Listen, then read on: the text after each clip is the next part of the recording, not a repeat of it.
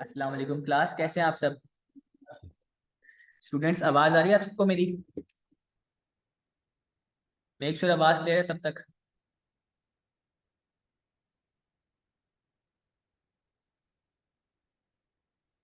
जी।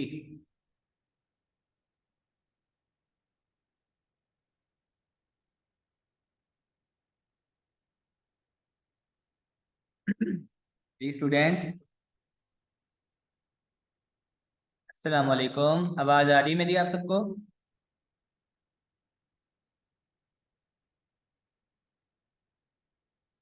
Active है बेटा सब लोग?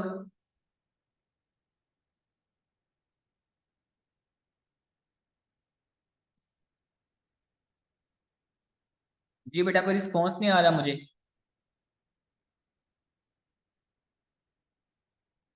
बेटा नेटवर्क प्रॉब्लम है या फिर कोई और इशू है? रिस्पॉन्स नहीं करते आप लोग। ऐसा ना हो कि आप बस ज्वाइन करके जो है वो सुने ना, ठीक है? एक्टिव होकर बैठा करें क्लास में। अच्छा जी, स्टार्ट करते हैं आज का लेक्चर अपना। फिजियोलॉजी चैप्टर नंबर 3 ब्लड का हमने स्टार्ट किया था, उसी को हमने कंटिन्यू करना है, ठीक है? चैप्टर नंबर 3 ब्लड में से हमने आज टॉपिक करना है ए प्लास्टिक एनीमिया। लास्ट टाइम हमने प्रीवियस लेक्चर में कवर किया था एचबी हीमोग्लोबिन को और एनीमिया को, जस्ट एनीमिया को, कि एनीमिया का मतलब क्या होता है। अब हमने एनीमिया की types further one by one करके रीड आउट करनी है, उनको स्टडी करना है, ठीक है? तो सबसे पहली टाइप, सबसे पहली क्लासिफिकेशन आती है एनीमिया में ए प्लास्टिक एनीमिया, जो कि आज का हमारा टॉपिक है। स्टार्ट करते हैं। ए प्लास्टिक एनीमिया, सबसे पहले आपको पता होना चाहिए कि होता क्या है, ठीक है? ए प्लास्टिक एनीमिया एनीमिया की एक ऐसी टाइप है, या फिर आप कह सकते हैं कि ये एनीमिया की ऐसी क्लासिफिकेशन है। ये तब बनता है, ये तब पेश आता है जब इंसान का बोन मैरो उतना रेड ब्लड सेल, उतने व्हाइट ब्लड सेल ना बना सके जितने बनाने चाहिए। समझिए मेरी बात की। ये जो एनीमिया की टाइप है ए प्लास्टिक एनीमिया, ये तब बनता है, ये तब पेश आता है जब आरबीसीज, डब्ल्यूबीसीज या फिर प्लेटलेट्स के जो काउंट्स होते हैं बॉडी के अंदर, एरिथ्रोसाइट्स, ल्यूकोसाइट्स, थ्रोम्बोसाइट्स, तीनों के काउंट्स उस हालत में मौजूद ना हो बॉडी के अंदर जितने होने चाहिए, ठीक है? और वो क्यों होता है? कि बोन मैरो इन हमारे ब्लड सेल्स को बना ही नहीं पा रहा होता। तो ऐसी सिचुएशन, ऐसी डिजीज, ऐसा डिसऑर्डर कहलाता है ए प्लास्टिक एनीमिया। इसमें होता है decrease due to bone marrow aplasia, bone marrow की खराबी, बोन मैरो में कोई डिस्टरबेंस है, इश्यू है, प्रॉब्लम है, जिसकी वजह से डिफेक्ट आ गया, नुक्स आ गया कि ब्लड सेल्स बन ही नहीं रहे, ठीक है? डिफेक्टिव डेवलपमेंट ऑफ कॉन्जेनिटल, मतलब विरासती, और lack of functioning bone marrow, या तो बोन मैरो का फंक्शन करना खत्म हो जाए, या फिर ऐसा होता है कि ये जो एनीमिया है ये विरासती तौर पे भी मुंतकिल हो सकता है, आबा और अजदाद से ऑनवर्ड नस्ल चलती आ रही होगी जिस तरह, उनमें भी किसी को बोन मैरो के डिस्टरबेंस हो, काम ना सही करता हो, आगे उनमें अगर कॉन्जेनिटल डिफॉर्मिटी बन जाए, कॉन्जेनिटल डिसीज मतलब विरासती बीमारी, तो वह मुंतकिल हो जाती है अगली आने वाली नस्ल में। तो एक चीज आपने याद रखनी है कि ए प्लास्टिक एनीमिया एक कॉन्जेनिटल डिसऑर्डर है। ए प्लास्टिक एनीमिया एक विरासती बीमारी है। दूसरी बात यह कि ये रेयर होती है। Rare, RARE, rare. रेयर का मतलब होता है कभी कभार नजर आने वाला केस, कभी कभार पेश आने वाला केस, ठीक है? आमतौर पे ऐसे ऐसा केस या फिर ऐसा एनीमिया नहीं होता, कभी कभार होता है, बहुत कम केसेस होते हैं इसके। लेकिन जिसको हो जाए वो बहुत सीरियस डिसऑर्डर में चले जाता है। ये एक रेयर डिसऑर्डर है, बट सीरियस है, बहुत खतरनाक है, ठीक है? अच्छा जी, कॉजेज शुरू करने से पहले मैं आपको ये बता दूं कि जब भी कोई डिजीज हमने पढ़नी हो, ठीक है, जब भी कोई डिसऑर्डर हमने पढ़ना हो, चाहे वो ब्लड डिसऑर्डर है, ब्रेन डिसऑर्डर है, कुछ भी है, मसल डिसऑर्डर है, आपने याद रखना है कि जब भी कोई डिजीज या बीमारी आती है तो उसमें हमने step by step heading wise अपने टॉपिक को कवर करना होता है। फर्स्ट ऑफ ऑल हमने उस टॉपिक का इंट्रोडक्शन, यानी कि जैसे ए प्लास्टिक एनीमिया का इंट्रो आ गया कि होता क्या है ये, उसकी डेफिनेशन, यानी कि फर्स्ट। उसके बाद सेकंड आता है कॉजेज, मतलब वजह कि किस वजह से ये बीमारी हो सकती है, कौन कौन सी ऐसी वजह जो अगर इंसान के अंदर हो जाए तो उस वजह से ये बन सकता है। तीसरा पॉइंट आता है सिम्टम्स का, असरात, कि अगर ये हो जाए तो बॉडी के ऊपर कौन कौन सा इफेक्ट आता है, हमें कौन कौन सा असर होता है, कैसे कैसे पता चल सकता है। उसके बाद आता है डायग्नोसिस। डायग्नोसिस मतलब बीमारी की तशखीस, बीमारी का पता लगाना, ठीक है, कि बीमारी का पता लगाना। अब लेट्स सपोज अगर एक पेशेंट डॉक्टर के क्लिनिक पर जाता है, ठीक है, डॉक्टर के क्लिनिक पर जाता है। अब आप सबको पता है कि जो पेशेंट्स होते हैं उन वो आम लैंग्वेज यूज करते हैं, वो इतना पढ़े लिखे अप्रोच नहीं होती उनकी, ठीक है, कि वो मेडिकल टर्म्स बोले यूज करें। तो एक पेशेंट ने सादी जबान में जाकर डॉक्टर से कहना है कि डॉक्टर मेरे जो है ना पेट में दर्द हो रहा है, पेट में और सीने में ये वाला पूरा हिस्सा कवर कर रहा है, लेकिन दर्द हो रहा है और वो दर्द ना ट्रेवल कर रही है, कभी पेट में आती, कभी सीने में आती, चेस्ट में आती, ठीक है। अब आगे डॉक्टर का काम है कि उसने पता लगाना है कि ये जो पेन है वो एक्चुअल पेन किस चीज की है, किस ऑर्गन की है या किस मसल की है, ठीक है। आगे डॉक्टर का काम है। अब डॉक्टर पेशेंट की बात सुनते हुए, पेशेंट की इतनी सी बात सुनते हुए डॉक्टर क्या करेंगे, उसको एट अ टाइम वक्ती तौर के लिए पेन किलर दे देंगे, पेन किलर प्रोवाइड करेंगे ताकि उसकी पेन कम हो, वो बैठने लायक बन जाए, उसकी पेन इतनी स्टेबल हो कि वह आराम से सो सके एक रात। उसके साथ साथ डॉक्टर ये करते हैं कि प्रिस्क्रिप्शन पे कुछ लिख कर देते हैं, डायग्नोस्टिक टेस्ट, मतलब बीमारी की तशखीस का पता लगाने के लिए टेस्ट। वो ब्लड टेस्ट भी हो सकता है, वो रेडियोलॉजिकल टेस्ट भी हो सकता है। ब्लड टेस्ट कौन से होते हैं, सीबीसी, एलएफटी, आरएफटी, बहुत सारे आप सबको पता है, ठीक है, यूरिया, यूरिक एसिड, ये सब ब्लड टेस्ट है, यूरिन टेस्ट है। इसके अलावा रेडियोलॉजिकल टेस्ट होते हैं, ultrasound, MRI, CT scan, angiography, mammography, echocardiography, endoscopy, ठीक है। ये सब के सब होते हैं रेडियोलॉजिकल सर्विसेज जो मशीनरी से की जाती हैं, इनमें ब्लड नहीं लिया जाता है, इनमें मशीनरी की जाती है बॉडी पे अप्लाई। तो क्या होता है, उसकी स्टेटमेंट के अकॉर्डिंग, पेशेंट की स्टेटमेंट के अकॉर्डिंग डॉक्टर ये करते हैं कि उसको वक्ती तौर पे पेन किलर दे दी और फिर कुछ लिख कर दिया। अगर वो कह रहे हैं कि उसके पेट में दर्द है तो डॉक्टर ने उसको एब्डोमिन अल्ट्रासाउंड जो है वो प्रिस्क्राइब कर दिया, यानी कि वो कल ये लेकर आए, अगेन दवाई ले, ठीक है। तो जब पेशेंट अल्ट्रासाउंड लेकर जाएगा देन डॉक्टर को पता चलेगा कि एक्चुअल में जो मुझे पेशेंट कह रहा था कि मेरी पेन कभी कभी पेट में आती है, कभी स्टमक में जाती है, वो उसको अल्ट्रासाउंड के बाद पता चलेगा कि उसकी पेन जो है वो किसी खास वजह से है। मतलब हो सकता है कि उसको अपेंडेक्टमी की पेन हो, अपेंडिक्स की पेन स्टार्ट हो रही है, हो सकता है उसको बदहजमी की पेन स्टार्ट है पेट में, हो सकता है कि उसका लीवर स्वेल हो गया हो सकता है कि उसका स्टमक स्वेल हो गया हो, स्टमक की इन्फ्लेमेशन हो गई हो। एक बात के बहुत सारे मतलब निकलते हैं। तो एक्चुअल तशखीस, एक्चुअल डायग्नोसिस, बीमारी का पता लगाने के लिए कुछ टेस्ट भी किए जाते हैं, ठीक है, वो डॉक्टर को ही पता होते हैं। समझा की बात की डायग्नोसिस का मतलब क्या होता है। फिर उसके बाद आता है ट्रीटमेंट, कि उस बीमारी का ट्रीटमेंट क्या देना है डॉक्टर ने, ट्रीटमेंट में कौन कौन सी मेडिकेशन, कौन कौन सी ड्रिप्स दी। क्लियर है यहाँ तक, समझ आ रही बात की। ये सारे पॉइंट्स आपने कवर करने होते हैं एक डिजीज में, एक डिसऑर्डर में, जब भी कोई डिजीज लॉन्ग क्वेश्चन में आ जाए। Explain, briefly explain aplastic anaemia, briefly explain any other disease, कोई भी आ जाए तो उसमें आपने ये सारे पॉइंट्स कवर करने होते हैं, ठीक है। पहला है इंट्रोडक्शन, दूसरा है कॉजेस, तीसरा है symptoms. Introduction, causes, symptoms, diagnosis और ट्रीटमेंट्स। हर बीमारी के, हर डिसऑर्डर्स के ये 5 पॉइंट जो है वो आपने स्टेप बाय स्टेप कवर करने होते हैं। ये एक बहुत अच्छा आपकी प्रेजेंटेशन होती है, एक बहुत अच्छा पेपर प्रेजेंटिंग मेथड है ये। तो इससे आप बहुत अच्छा स्कोर कर सकते हैं, ठीक है, जब भी कोई डिसऑर्डर का क्वेश्चन आए। और एक्चुअली ऐसा है कि आता है लाजमी एक ना एक, ठीक है, कोई एक डिजीज आ जाती है लेंथ में। तो इंट्रोडक्शन हमने देख लिया ए प्लास्टिक एनीमिया का। अब देखते हैं कि कॉजेस क्या क्या हैं, किस किस वजह से ये हो सकता है। जी आप पॉइंट्स नोट कर लें। इंट्रोडक्शन, जब भी कोई डिसऑर्डर या कोई डिजीज आ जाए तो उसको कैसे एक्सप्लेन करना है। फर्स्ट में इंट्रोडक्शन, फर्स्ट हेडिंग आप देंगे इंट्रोडक्शन की, first heading introduction, second causes, third symptoms, fourth diagnosis and the fifth statement is treatment. तो ये 5 हेडिंग से आप एक लॉन्ग क्वेश्चन को, डिजीज या डिसऑर्डर के लॉन्ग क्वेश्चन को कवर करेंगे। तो ये बहुत अच्छा प्रेजेंटिंग मेथड है आपका, ठीक है, पेपर का। जी बिल्कुल। क्लियर है यहाँ तक? आगे चलते हैं कॉजेस पे। Causes of A plastic anaemia. कौन कौन सी ऐसी वजह है जिस वजह से ए प्लास्टिक एनीमिया हो सकता है किसी भी पेशेंट को, किसी भी पर्सन को? तो उस वजह में 5 पॉइंट आते हैं, बल्कि 6 आते हैं, ठीक है।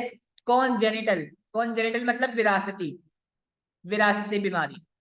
उसमें आता है फैनकोनाई एनीमिया। अगर किसी को विरासत में फैनकोनाई एनीमिया है, किसी बड़े से वो छोटे में मुंतकिल हो सकती है आने वाली नस्ल में, ठीक है। फैनकोनाई एनीमिया क्या होता है? What is Fanconi anaemia? Fanconi anaemia भी एक रेयर डिसऑर्डर है, कभी कभार होने वाली बीमारी है, ठीक है। और ये किस में आती है? इसका मतलब होता है bone marrow failure. Fanconi anaemia एक ऐसी बीमारी है, एक ऐसा रेयर डिसऑर्डर है in which bone marrow failure, bone marrow fail हो जाता है कंप्लीटली। तो उस डिजीज को कहा जाता है फैनकोनाई एनीमिया। क्लियर होगी बात? Fanconi anaemia is the rare disorder in which bone marrow is failed. Bone marrow failure को फैनकोनाई एनीमिया कहा जाता है। सेकंड है एक्वायर्ड। एक्वायर्ड का मतलब होता है हासिल करना। Secondary aplastic anaemia. अगर किसी को एप्लास्टिक एनीमिया है तो वो हासिल कर सकता है दूसरा एप्लास्टिक एनीमिया। उसमें क्या होता है? उसमें ये होता है, सेकेंडरी एप्लास्टिक एनीमिया में ये होता है कि जो बोन मैरो है उस पे कोई वायरल इंफेक्शन भी अटैक कर देता है। एक तो उसको एप्लास्टिक एनीमिया था बोन मैरो की वजह से, क्योंकि bone marrow enough blood cell नहीं बना रहा था। दूसरा सेकेंडरी में क्या होगा, उसको ये हो जाएगा कि उसका वो अफेक्टेड बोन मैरो, उसके ऊपर एक वायरल इन्फेक्शन भी अटैक कर देगा।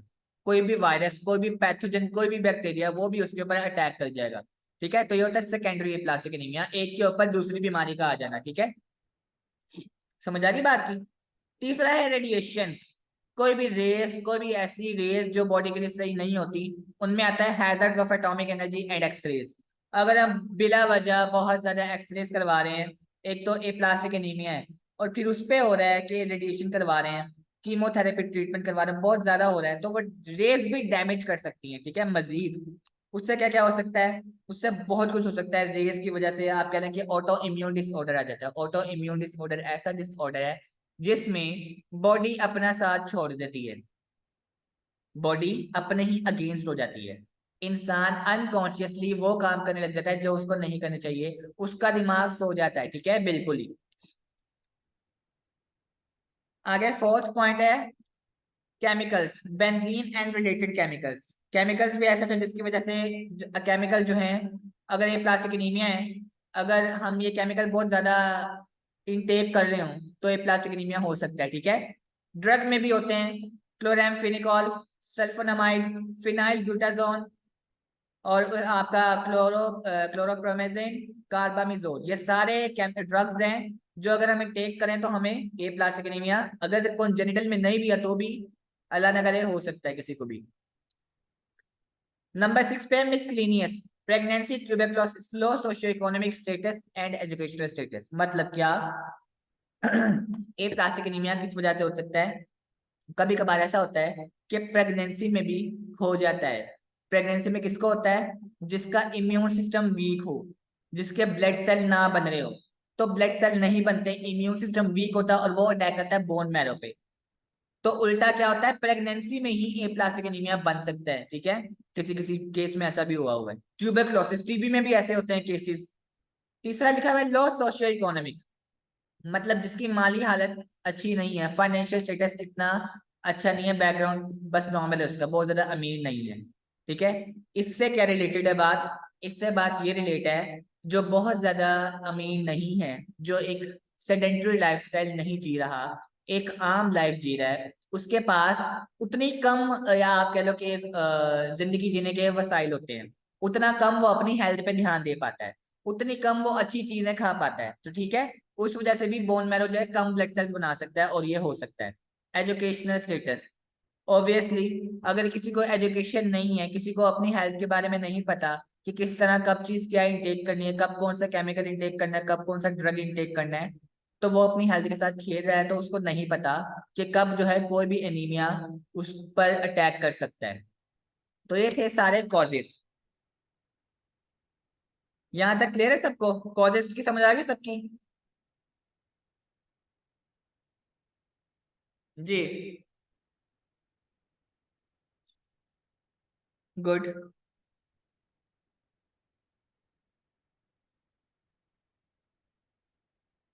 ठीक है, अच्छा जी, आगे चलते हैं। आगे आपकी बुक पे हेडिंग है क्लिनिकल फीचर्स की। क्लिनिकल फीचर्स से पहले मैं आपको ये बता दूं कि इसमें सिम्टम्स अलग से मेंशन नहीं है, क्योंकि सिम्टम की बात काफी हद तक कॉजेज में ही आ गई है और इंट्रो में ही आ गई है। तो मैं आपको सिम्टम बता दूं जी। ड्रग रिपीट कर दें।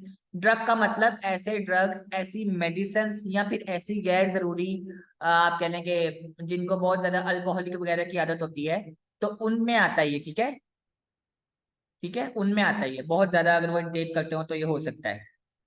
अच्छा जी, तो पहला था इंट्रोडक्शन, दूसरा कॉजेज, तीसरी हेडिंग आप करें, मेंशन करें सिम्टम्स की। सिम्टम्स आप लिख लें, मैं आपको पॉइंट्स में सिम्टम्स बता रहा हूँ। सिम्टम्स लिखे सब लोग। Symptoms of A plastic anaemia कौन कौन से होते हैं? फटीग, नंबर वन पे फटीग। सिम्टम्स बता रहा हूँ, symptoms of A plastic anaemia. Number one fatigue. Fatigue मतलब थकावट, बगैर किसी वजह के बहुत ज्यादा बॉडी अगर थक जाए, ठीक है, थकावट। सिम्टम्स में बता रहा हूँ, symptoms of A plastic anaemia में पहला पॉइंट है फटीग, दूसरा पॉइंट है फ्रीक्वेंट इन्फेक्शन। फ्रीक्वेंट इन्फेक्शन, बहुत जल्दी होने वाला इन्फेक्शन। उसको इन्फेक्शन बहुत जल्दी होता है, चाहे जो भी हो। जैसे पिछले दिनों पिंक आई इन्फेक्शन था, उससे पहले नेग्लेरिया वायरस था, उससे पहले कोरोना वायरस था। तो ऐसे कोई भी इन्फेक्शन वायरस हो, तो जिसको ए प्लास्टिक एनीमिया है, उस पे सबसे पहले क्या होता है? उसको सबसे पहले वायरस अटैक करता है, कोई भी।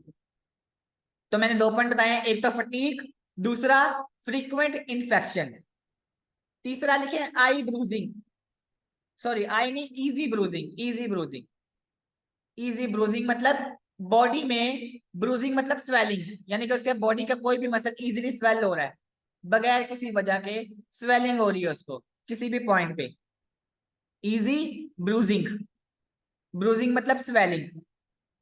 तो तीन पॉइंट मैंने बताया अभी आज तक आपको, fatigue, frequent infection, fatigue, frequent infection, और तीसरा पॉइंट है ब्रूजिंग। ब्रूजिंग का स्पेलिंग होता है BRUISING। BRUISING, bruising.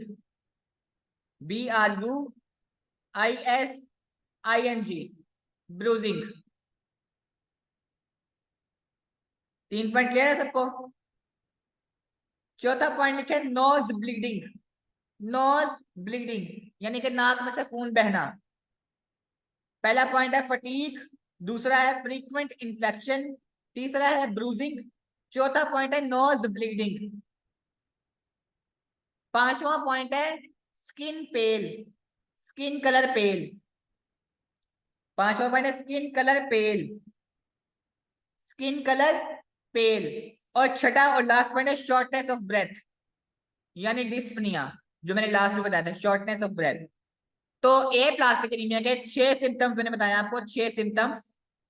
Fatigue, frequent infection, bruising, nose bleeding, आपका पेल कलर स्किन, ठीक है, उसके अलावा शॉर्टनेस ऑफ ब्रेथ, डिस्पनिया। बिल्कुल, ये छह होते हैं आपके symptoms, symptoms of A plastic anaemia.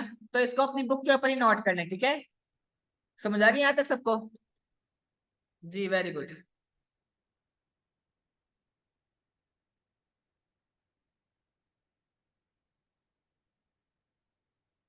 Okay यहां तक?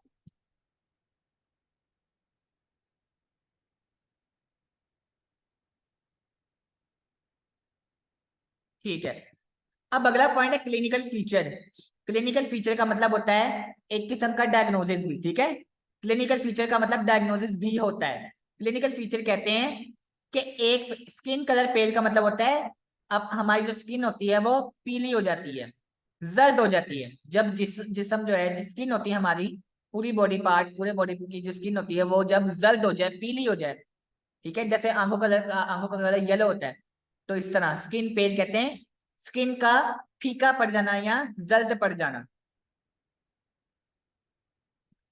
अच्छा जी, क्लिनिकल फीचर्स का मतलब होता है कि जब एक पेशेंट है, उसको सिम्टम्स भी सारे ए प्लास्टिक एनीमिया की हैं, उसको वजह भी सारी पता चल रही है, लेकिन वो जब आया है, वो उसके आने की कंडीशन क्या थी। ठीक है, क्लिनिकल फीचर का मतलब होता है कि एक पेशेंट अब डॉक्टर के क्लिनिक पे किस हालत में गया है। डॉक्टर ये सब देख रहा होता है कि वो चलकर आया है या व्हीलचेयर पर आया है, वो किस तरह बात कर रहा है, उसके फेस के एक्सप्रेशन क्या है।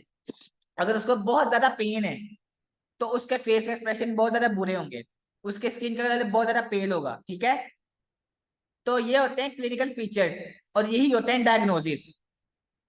यानी कि एक पेशेंट किस हालत में क्लिनिक चलकर गया डॉक्टर के पास, उसे कहते हैं क्लिनिकल फीचर्स। कॉज होती है वजह, किस वजह से बीमारी हुई है। और सिम्टम्स कहते हैं उस बीमारी का असर, वो जब हो रही हो तो उसमें बॉडी में क्या क्या चेंज आती है। ये होता है डिफरेंस कॉज और सिम्टम में। कॉज कहते हैं वजह, बीमारी किस वजह से है, और सिम्टम बीमारी का असर क्या है बॉडी पे। अच्छा जी, तो क्लिनिकल फीचर अगर देखें, जब पेशेंट आएगा, इस तरह के एनीमिया का पेशेंट जब आएगा क्लिनिक में, तो ऑब्वियसली उसमें आरबीसी बहुत ज्यादा लो होंगे। ठीक है, और उसका पता उसके फेस से पता चल जाएगा, क्योंकि उसका स्किन कलर पील होगा, उसकी आंखें और उसका पूरा फेस पीला हुआ होगा, जर्द हुआ होगा। ठीक है, उसकी रंगत जो है खराब होगी। इसके अलावा उसकी नोज ब्लीडिंग हो रही होगी।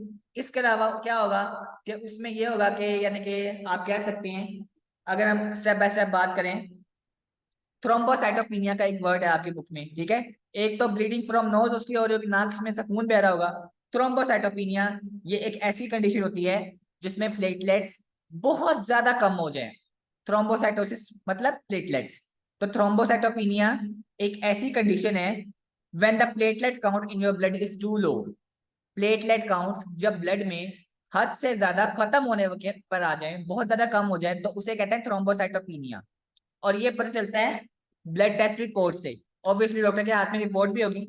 तो ये होता है क्लिनिकल फीचर, डायग्नोसिस। ठीक है, आगे होता है ग्रेन्युलोसाइटोपिनिया। ये क्या होता है, ये भी पेशेंट में देखा जाता है जब वो क्लिनिकल फीचर में आता है, मतलब क्लिनिक चलकर आता है। इसका मतलब क्या होता है, इसको हम डिफाइन करते हैं कि ये एक, यानी कि ग्रेन्युलोसाइट्स का डिक्रीज है। ग्रेन्युलोसाइट्स मींस, मैंने बताया था आपको ग्रेन्युलोसाइट्स क्या होता है जी, बताएं। ग्रेन्युलोसाइट्स क्या होता है, हमने चैप्टर के स्टार्ट में ही ये पढ़ा था टेबल में।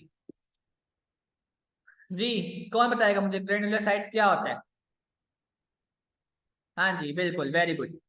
तो क्या होता है, आप कह सकते हो कि जब नॉर्मल रेंज से WBCs यानी कि ग्रेन्यूल्स कम हो जाए ब्लड के अंदर, व्हाइट ब्लड सेल, तो ग्रेन्युलोसाइटोपिनिया हो जाता है। और थ्रोम्बोसाइटोपिनिया जब प्लेटलेट्स कम हो जाए। तो ये सारे होते हैं क्लिनिकल फीचर, ये सारी होती हैं डायग्नोसिस ए प्लास्टिक एनीमिया में। आगे लास्ट पॉइंट है हमारा ट्रीटमेंट का। ठीक है, ट्रीटमेंट, क्या ट्रीटमेंट क्या किया जाता है इसका। तो पहली बात ये, आप सबको ही पता है, जब भी किसी को हार्ट चाहिए हो, हार्ट फेल हो गया है, तो क्या किया जाता है, हार्ट ट्रांसप्लांट।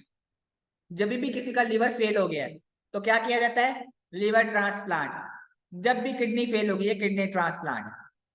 तो ए प्लास्टिक एनीमिया जिसको हो जाए, उसका सिर्फ और सिर्फ एक ही ट्रीटमेंट है, एक ही हल है, बोन मैरो ट्रांसप्लांटेशन। सिर्फ और सिर्फ एक ट्रीटमेंट है इसका, इसका और कोई ट्रीटमेंट नहीं है। वो डॉक्टर बस अपना टाइम वेस्ट करते हैं, बार बार ड्रिप्स इंजेक्ट करके, बार बार मेडिकेशन लिख के। ठीक है, अगर ए प्लास्टिक एनीमिया है तो उसका सिर्फ एक इलाज होता है, बोन मैरो ट्रांसप्लांट करना। किसी और का बोन मैरो पेशेंट के बोन मैरो से क्रॉस मैच करके उसको ट्रांसप्लांट कर दिया जाए। ठीक है, ट्रांसफ्यूजन कर दी जाए। और ट्रांसप्लांटेशन भी इतने आसानी से नहीं हो जाती। ट्रांसप्लांटेशन जी, बोन मैरो, क्योंकि ए प्लास्टिक एनीमिया इसलिए हुआ है, बोन मैरो जो है वो ब्लड सेल नहीं बना पा रहे, बोन मैरो की फेलियर हो जाती है, इसीलिए इसका इलाज होता है बोन मैरो ट्रांसप्लांटेशन। नहीं, बोन मैरो ट्रांसप्लांटेशन में कोई कॉम्प्लिकेशन नहीं आती, वो इसलिए आती है, वही बताने लगा हूं। देखें, अब मैंने कहा कि इसका एक ही हल है, एक ही इलाज है, बोन मैरो ट्रांसप्लांटेशन। बात ये आती है कि वो भी कब कर सकते हैं। अब एक पेशेंट है, उसका स्किन कलर पेल है, वो वीक है, वो इतना वीक है कि उसकी पूरी बोन्स वाजिया हो रही है बॉडी की, उसमें गोश्त है ही नहीं, हड्डियां ही हड्डियां हैं। ठीक है, उसके ब्लड सेल खत्म हुए हुए हैं, बात तो ये बनती है कि ए प्लास्टिक एनीमिया का जो पेशेंट है उसका इलाज सिर्फ बोन मैरो की ट्रांसप्लांटेशन ही है, लेकिन डायरेक्ट ट्रांसप्लांटेशन भी नहीं की जा सकती। डायरेक्ट ट्रांसप्लांटेशन भी नहीं की जा सकती, उसके लिए टाइम दिया जाता है, या तो 6 मंथ्स का मिनिमम, या फिर 1 to 1.5 ईयर। लेकिन दूसरी बात, इतनी देर में जो है बचना ही मुश्किल हो जाता है। ठीक है, अगर मैं बात कर रहा हूँ पेशेंट की हालत बहुत ज्यादा वीक है, ऑब्वियसली जब बोन मैरो ट्रांसप्लांट करना है उसमें बहुत सारा यानी कि प्रॉपर सर्जरी है। ठीक है, तो उसके लिए बॉडी का हेल्दी होना जरूरी है। अगर वीक बॉडी में ही बोन मैरो ट्रांसप्लांट कर देंगे तो बोन मैरो ट्रांसप्लांट करें ताकि वो ठीक हो जाए, ऐसा करने के बजाय उल्टा वो ट्रांसप्लांट करते करते ही खत्म हो जाएगा, उसकी बॉडी खत्म हो जाएगी। तो कॉम्प्लिकेशन क्या आती है कि बॉडी इतनी सी होनी चाहिए कि वो ट्रांसप्लांटेशन का प्रोसेस बियर कर सके। और वो कैसे करेगी? वो ऐसे करेगी कि अपने डायग्नोसिस जब कर लिया डॉक्टर ने, तो डॉक्टर ने कुछ मेडिकेशन लिख कर दी ताकि कुछ आरबीसी थोड़े से बन जाए बॉडी के अंदर, ब्लड सेल्स थोड़े से बन जाए। जब थोड़े से भी बन जाएंगे, ठीक है, वैसे तो हल यही है ट्रांसप्लांटेशन, जब थोड़े से भी बन जाएंगे तो उसमें क्या होगा, फिर उसका टाइम मिल जाता है हमें ट्रांसप्लांटेशन का। हाँ जी, वो तो हमारे डॉक्टर्स पे है ना। जी जी बिल्कुल, जब डायग्नोज हो जाए तो जिनको अवेयरनेस हो, जिनको पता हो, उनके लिए तो वेल एंड गुड है कि इसका एक ही हल है, बोन मैरो ट्रांसप्लांटेशन। ना वो इजीली ट्रांसप्लांट होता है, ना वो इजीली कोई मिलता है। ठीक है, अच्छी खासी कॉस्ट आती है उस पर, बहुत ज्यादा। जो उसको बियर कर सकते हैं उनका फटाफट हो जाता है, जो उसको नहीं बियर कर सकते, जो निचला मुआशरा है, इसलिए ऊपर बात होती है सोशियो इकोनॉमिक स्टेटस की, यानी कि जिनके माली वसाइल अच्छे नहीं होते, वो इतने करोड़ों की बात नहीं सह सकते, लाखों की बात, तो वो उसी तरह जिंदगी जीते हैं, और जब तक उनकी आनी होती है वो आ जाती है। ठीक है, बॉडी खत्म हो जाती है। बॉन्ड के लिए दूसरे फैक्टर मैटर नहीं करते। बॉन्ड के लिए क्या करता है, बॉडी बस इतनी होनी चाहिए कि थोड़े से उसमें ब्लड सेल बन जाए, किसी किसी गवर्नमेंट हॉस्पिटल में, ठीक है, किसी किसी में ऑन कॉल डॉक्टर्स को बुलाना पड़ता है, स्पेशल डॉक्टर्स को बुलाना पड़ता है जब हो, जिसका केस चल रहा हो। ऑन द स्पॉट डॉक्टर मौजूद नहीं होते, ऑन कॉल बुलाना पड़ता है। जब किसी का ट्रांसप्लांट होना हो तो ऑन कॉल बुलाना पड़ता है डॉक्टर को। जी, ये था हमारा complete topic, aplastic anaemia का। बहुत इंपॉर्टेंट टॉपिक है, बहुत important topic, with respect to long question, with respect to MCQ. ठीक है, हाँ जी आया हुआ है। अब जितने डिजीज पढ़ेंगे सारी इंपॉर्टेंट है, ठीक है, और पढ़ना आगे।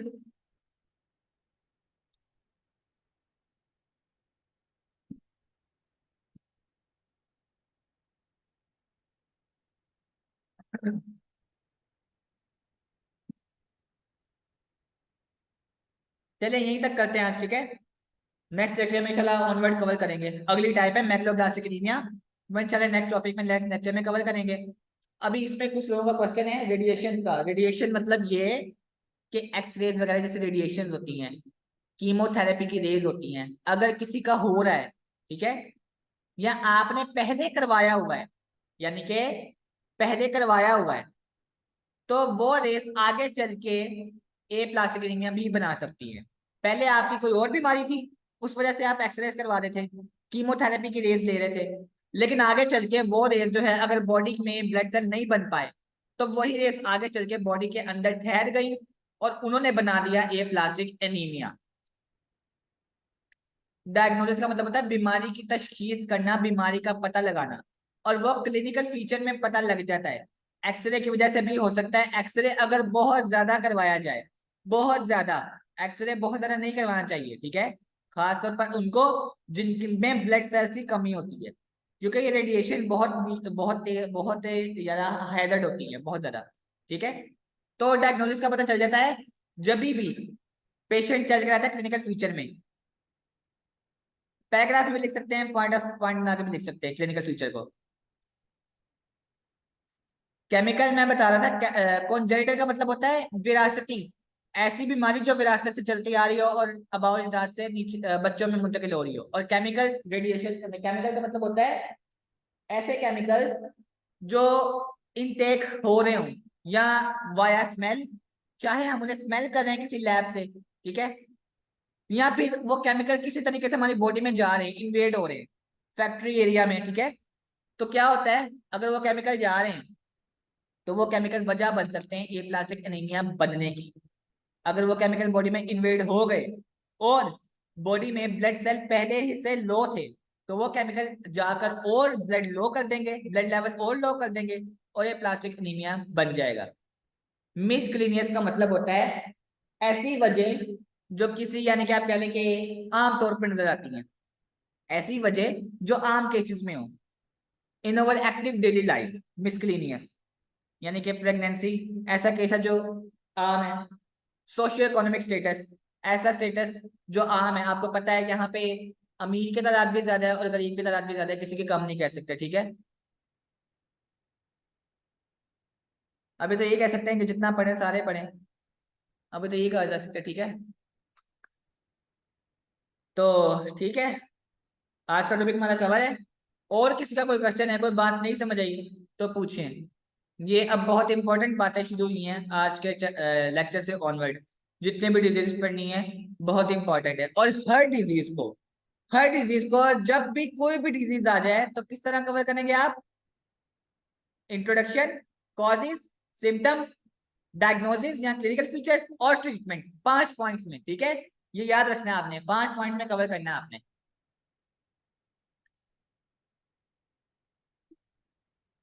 अच्छा जी, मैं डायग्नोसिस रिपीट कर देता हूँ। अच्छा, थर्सडे का टेस्ट आप लोग सुन लें, आपका अपकमिंग थर्सडे को टेस्ट किस चीज का है। तो ये जो थर्सडे आ रहा है परसों, उसमें आपका टेस्ट है बायोकेमिस्ट्री चैप्टर नंबर 2 और 3। बायोकेमिस्ट्री चैप्टर 2 और चैप्टर 3, कार्बोहाइड्रेट्स और लिपिड का पहले भी टेस्ट हुआ है, इसलिए मैंने दोनों चैप्टर रखे हैं, ठीक है, ताकि आपको बहुत ज्यादा मुश्किल नहीं होगी। चैप्टर 1 में तो आपको पता है जस्ट डेफिनेशन है बायोकेमिस्ट्री की, सबको समझ आ गई है। अपकमिंग थर्सडे को परसों किसका टेस्ट है? बायोकेमिस्ट्री चैप्टर नंबर 2 और 3। चलें जी, गुड। डायग्नोसिस का मतलब होता है बीमारी की तशखीस का पता लगाना। अब वो पता लगाया जाता है मुख्तलिफ तरीकों से, ब्लड टेस्ट करवा के, रिपोर्ट्स देखकर। उसके अलावा आधी तशखीस, आधी डायग्नोसिस तो हमें उसको देखकर ही पता चल जाती है, ठीक है। उसका हुआ बेटा, चौथे चैप्टर का हुआ है, इसलिए अब मैंने 2-3 का दिया है।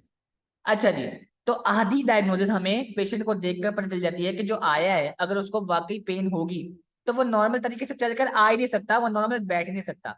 उसकी पेन की शिद्दत इतनी ज्यादा होगी कि वो बात करेगा भी तो उसके फेस एक्सप्रेशन खराब होंगे, ठीक है। उसके अलावा उसका स्किन कलर चेंज होगा।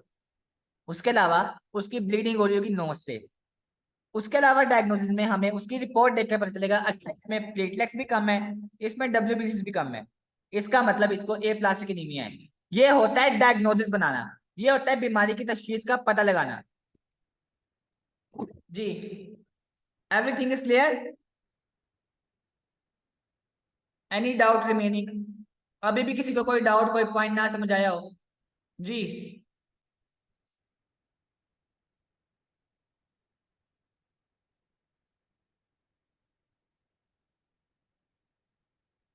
ठीक है जी। और थर्सडे का टेस्ट भी अच्छे से प्रिपेयर कीजिएगा।